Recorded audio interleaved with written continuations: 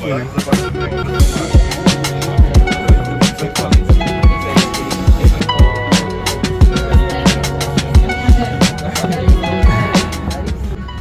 pupunta kayo dito sa Ljubljana, ang unang-unang dapat yung gawin ay umakyat dito sa Novostichnik. Ayan. Dito yan sa center ng Ljubljana. Dito, kahit hindi kayo umakyat doon sa castle, ay makikita ninyo ang magandang view ng buong Ljubljana. 360 degrees view.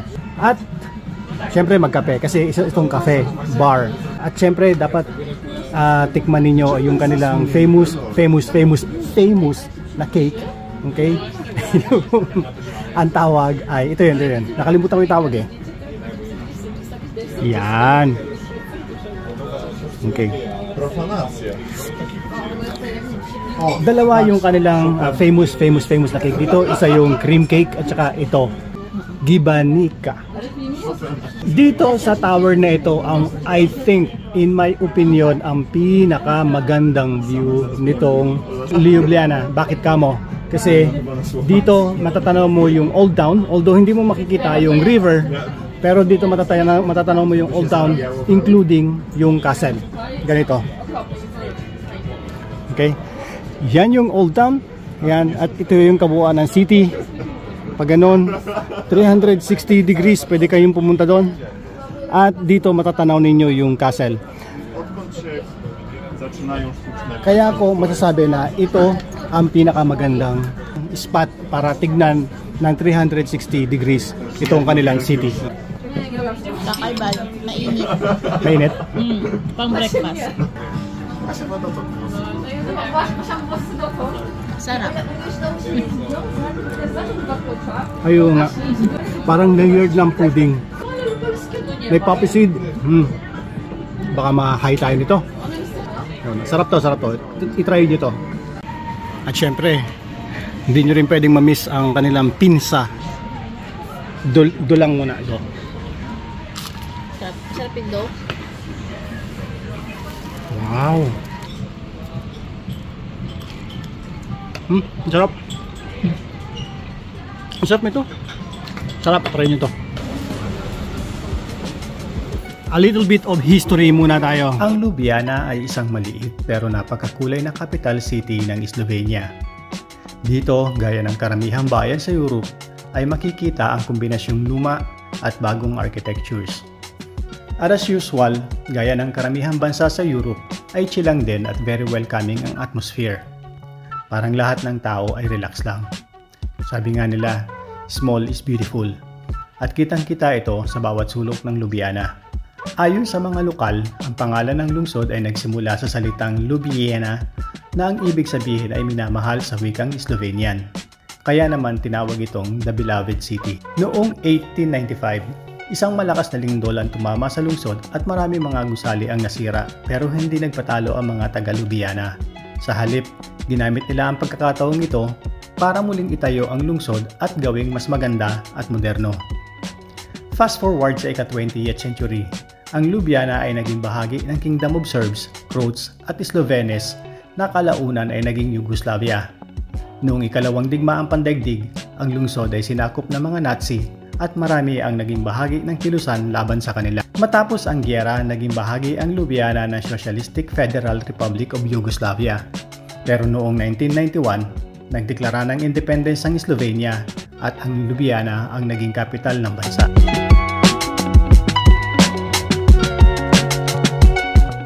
Marami ang nalilito about Slovakia at saka Slovenia.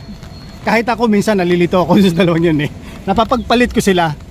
Ang Slovenia ay dito sa Central Europe. Malapit sa Italy, sa Venice, ang pinakamalapit na access. At saka galing sa Austria o Croatia. At pwedeng galing Hungary, Budapest. Medyo hindi umaayon sa amin ang panahon. Mabuti na lang nung isang araw ng pagdating namin kasi medyo maaga kami dumating nung nakaraang araw. Medyo maganda ang panahon. So nagkaroon agad kami ng half day na maglakad-lakad rito sa city center.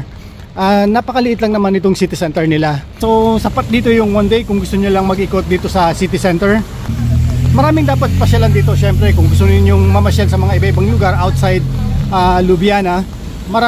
Hindi sapat yung one day. So kailangan nyo ng mga at least 3 days. Meron dito yung Lake Bled, yung pinuntahan namin kahapon. Isa yun sa sikat na pasyalan dito sa Slovenia.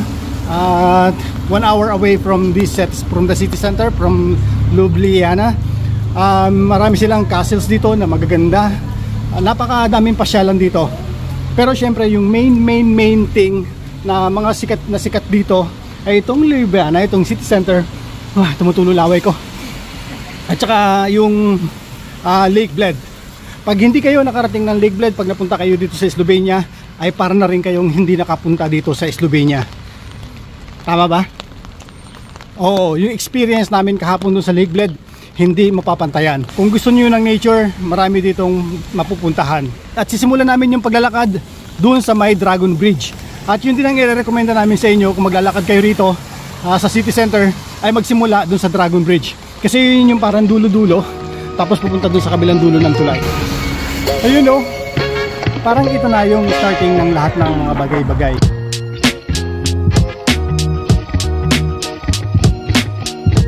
Ang Dragon Bridge ay isa sa simbolo ng Ljubljana at sinasabi sa isang alamat na pinatay ng isang Greek mythological hero na si Jason ang isang dragon sa lugar na ito, kaya ito tinawag na Dragon Bridge.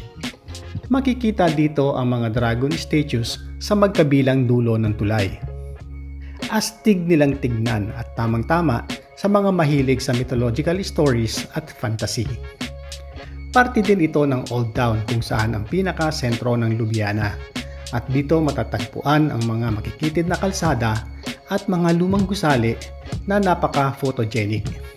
Kung mahilig kayo sa mga cute na cafe at mga boutique, perfect din ang lugar na ito para mag-relax.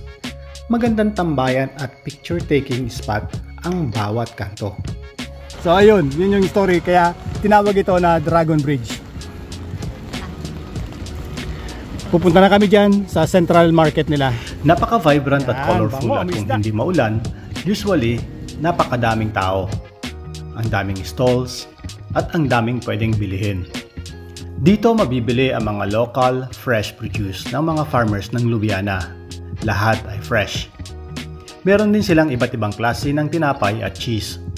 Saktong-sakto para sa brunch o kaya picnic sa gilid ng ilog. Masaya ang atmosphere dito. Ang daming naglalakad, tumatawa, at nag-i-enjoy lalo na kung maganda ang panahon. Medyo hindi lang kami sinuwerte kasi pagdaan namin, maulan. Madami din ditong street performers at artists na nagpe-perform. Kung hindi maulan, may libreng entertainment habang namimili. Masaya ang vibes, parang masaya lahat ng tao. Kung gusto mo ng quick snacks, meron ding mga food stalls na nagbebenta ng local delicacies. Ito ang perfect spot kung gusto mong ma-experience ang buhay lokal dito sa Ljubljana. So supposedly napakalaki nitong central market nito at maraming mga tinda rito. Pero ngayon mostly vegetable lang ang nakikita ko, tsaka mga flowers. At yun, kasi nga maulan. Itong Slovenia ang isa sa mga bansang nakita ko dito sa Europe. O at least sa lahat ng bansang napuntahan ko, ay isa itong Slovenia sa pinaka malinis ang mga ilog. Tingnan nyo.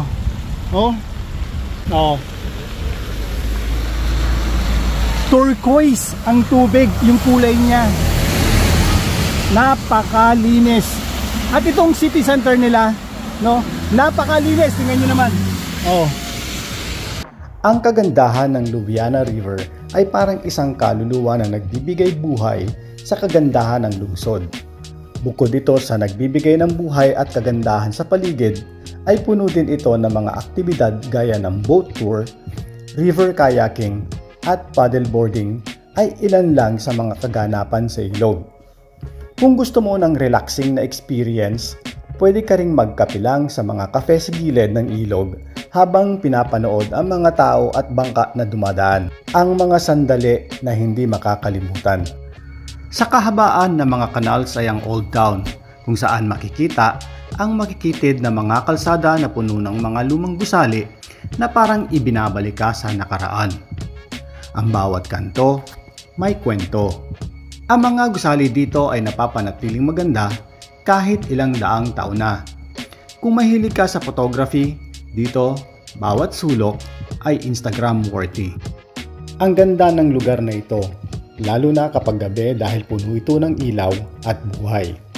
Dito makikita ang mga local sa tourist na nagkukumpulan, nagpapahinga, nagkikwentuhan at simpleng nag-i-enjoy lang sa ganda at katahimikan ng city.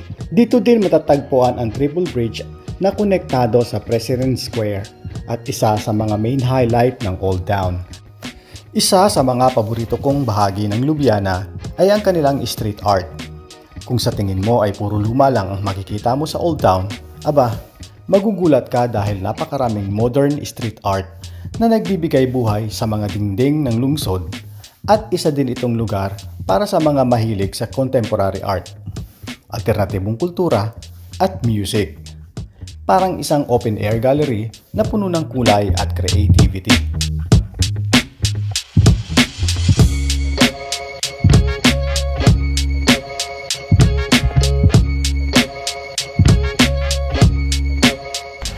Ito yung funicular paakyat doon sa castle at hinahanap namin yung daan papunta sa castle. Susubukan namin akyatin. Hindi siya ganong kataasan, so hindi nyo kailangan magbayad kung kayo ay meron naman kayong energy at kung medyo bata-bata pa kayo. Hanapin namin yung starting ng paakyat. Maghahagdan kami. Hindi kami magbabayad ng funicular para yung experience ay tunay. Magpupunicular na tayo? Okay, bakit? Mulan eh. Sige. Sabi ko pa naman dito, hindi tayo magbabayad. Magbabayad pala kami. Ito ang information kung gusto nyo umakyat dun sa castle. Nasaan? Funicular lang. Ayan. Funicular Railway. Ayan, return ticket ay 6 at ganyan. May family may 15, may one way 330 lang.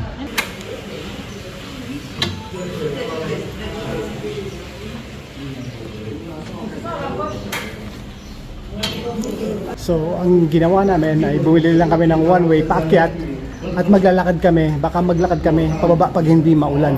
Kasi usually, paakyat lang talaga yung mahirap, pababa easy. At para makita din namin yung mga viewpoints, view stages ng city center.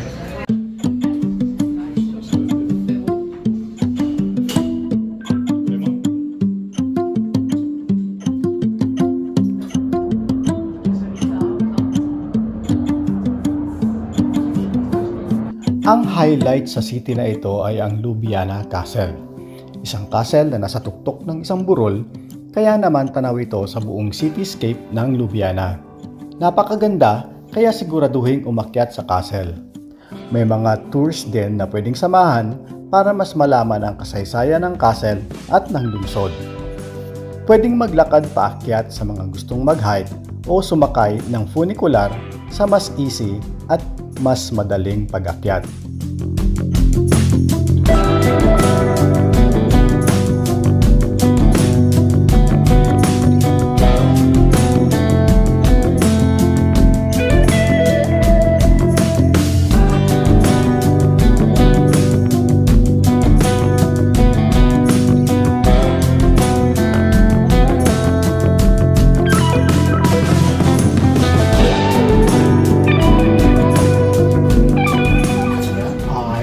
Ayos din. Gusto nyo ma-experience yung parang lumilipad, sumakay kayo dito. Thank you. Bye.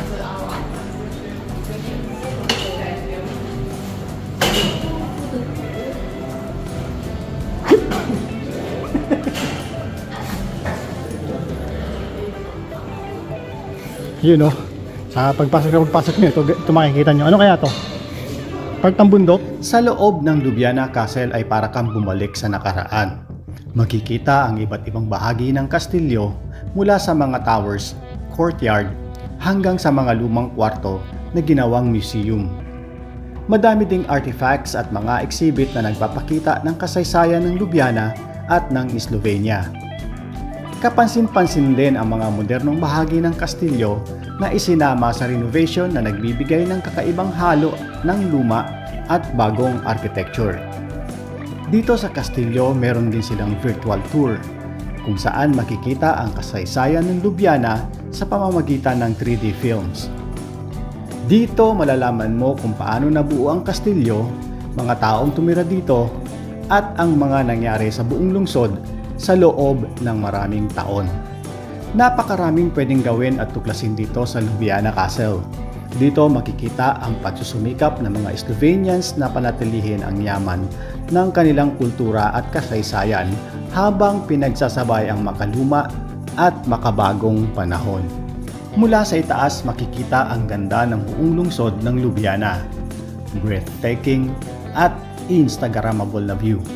Sulit na sulit ang pag-akyat dito, lalo na kung gusto mong makita ang skyline ng lungsod at ang mga bundok sa di kalayuan.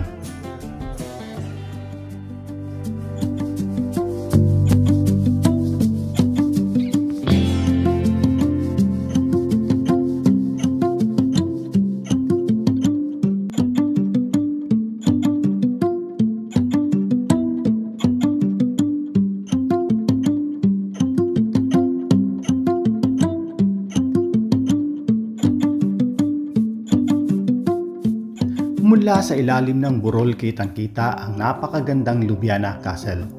Mahigit 900 years old na ang tanda ng castle at itinayo ito noong Middle Ages at hanggang dumaan sa maraming pagbabago.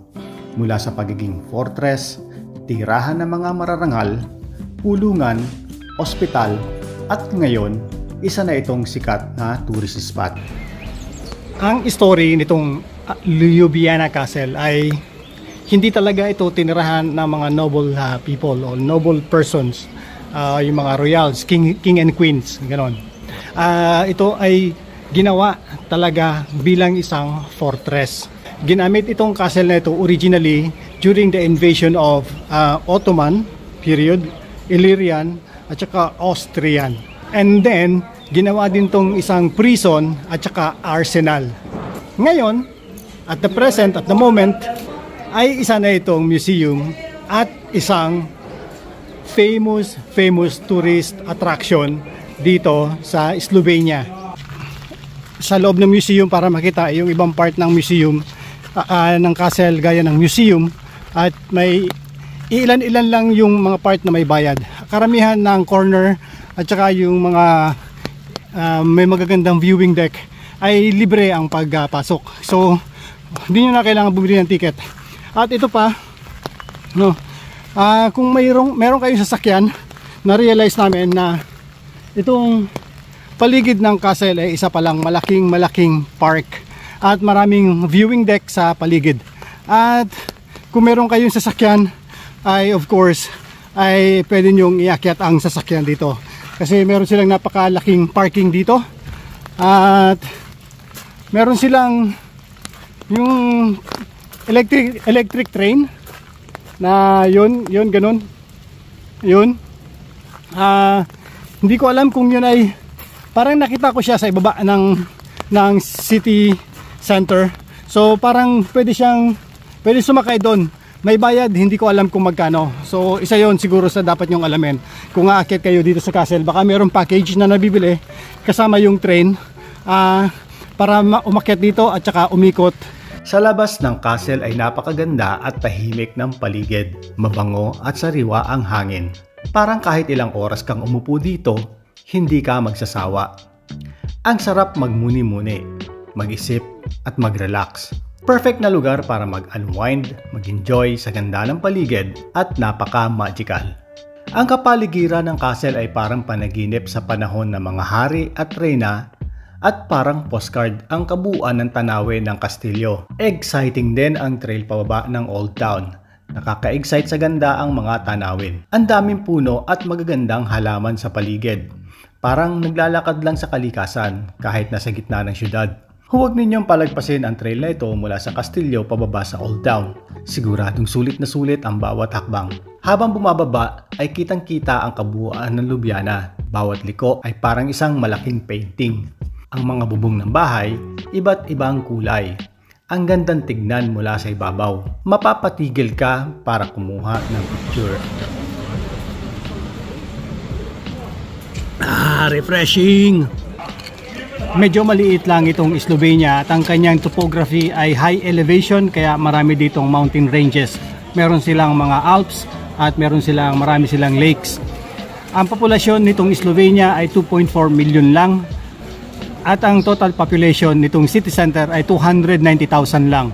Meron lang akong siguro mga 5 na i-recommenda sa inyo na dapat ninyong gawin at puntahan dito pag napunta kayo sa Slovenia. Number 1 ay yung Lake Bled. Yung mga i-recommenda ko sa inyo ay around 1 to 2 hours lang na trip from the center of Ljubljana. Number 1 nga ay yung Lake Bled. Doon sa Lake Bled, yun yung glacial lake na may supplemental water na hot spring galing sa mga bundok sa paligid. Ang time na pagpunta doon ay summer. At syempre, pangalawa ay itong city center, itong Ljubljana. Napakaganda, napakalinis din ang kanilang ilog, maraming magagandang bridges at ang sarap maglakad. Napakaliit lang ng city center. Pangatlo ay yung Postojna Cave. Napakaganda noon, napakalalim na cave noon. Malapit lang din siya, about 2 hours drive from Ljubljana, or hindi ko alam kung mayroong bus o may train. Pero isa yon sa dapat nyong puntahan. At i-recommend ko sa inyo magdala kayo ng sweatshirt kasi although kahit mainit, kahit summer kayo magpunta rito, pagdating nyo dun sa ilalim ay medyo malamig. At panglima ay pwede na rin ninyong puntahan yung Predjama Castle. Isa siyang matanda at matagal na castle na nakadikit siya sa cliff. Pero wala siya sa itaas, nasa ibaba siya. At panglima ay yung Vintgar Gorge. 5 km from Bled, from the Lake Bled. At napakaganda nun. Isa naman yung hiking trail. Isa siyang river na may hiking trail. Yun, marami pang iba. Pero yun lang yung best na ma-recommenda ko sa inyo. At dito ko natatapusin ang video. Hanggang dito na lang. See you next time. See you sa next city. Don't forget to subscribe, follow, and comment. Please share. At yun. Peace. Mula sa kasaysayan, kultura, pagkain, at natural beauty, talagang maraming pwedeng i-explore dito. Kaya kung naghahanap kayo ng mga bagong destination na kakaiba at hindi masyadong matao, isama ninyo ang Ljubljana sa inyong travel bucket list. Maraming salamat at huwag kalimutang mag-subscribe o mag-follow, like, comment at share para sa mas marami pang magagandang lugar na ating papasyalan.